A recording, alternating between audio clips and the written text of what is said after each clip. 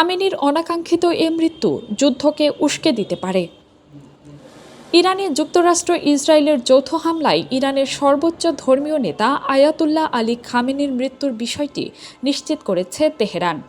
গত শনিবার ২৮ ফেব্রুয়ারি স্থানীয় সময় ভোরে খামেনিকে হত্যা করা হয় বলে জানিয়েছে ইরানের ফার্স সংবাদ সংস্থা।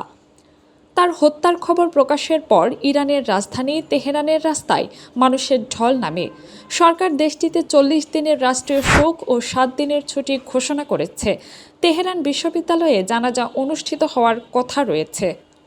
ইসলামী বিপ্লবের নেতৃত্ব দানকারী আয়াতুল্লাহ রুহুল্লাহ খোমেনির মৃত্যুর পর ১৯৮৯ সালে খামেনি ইসলামী প্রজাতন্ত্রের নেতৃত্ব গ্রহণ করেন। পাহলভির রাজতন্ত্রের শাসনের অবসান ঘটানো বিপ্লবের পেছনে খামেনি ছিলেন আদর্শিক শক্তি।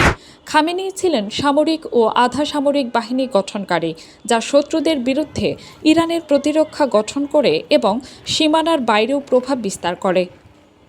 ইরাকের প্রয়াত প্রেসিডেন্ট সাদ্দাম হোসেনের প্রতি পশ্চিমাদের সমর্থন যুক্তরাষ্ট্রের প্রতি খামেনির অবিশ্বাসকে আরও গভীর করে তোলে। এ অনুভূতি তার দশকব্যাপী শাসনকে শক্তিশালী করে এবং এ ধারণাকে দৃঢ় করে যে ইরানকে বহিরাগত এবং অভ্যন্তরীণ হুমকির বিরুদ্ধে অবিরাম প্রতিরক্ষামূলক অবস্থায় থাকতে হবে। এদিকে মার্কিন প্রেসিডেন্ট ডোনাল্ড ট্রাম্প গতকাল রবিবার ইরানকে নতুন করে সতর্ক করেছেন।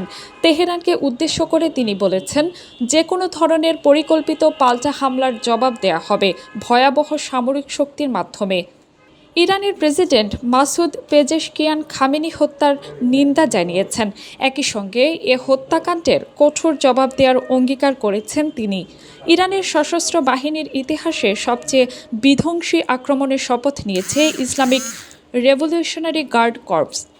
আয়াতুল্লাহ আলী খামেনির মৃত্যুর মধ্যে দিয়ে গোটা মধ্যপ্রাচ্য এক ভয়াবহ আঞ্চলিক যুদ্ধের দ্বারপ্রান্তে দাঁড় করিয়ে দেবে বলে আশঙ্কা করা হচ্ছে।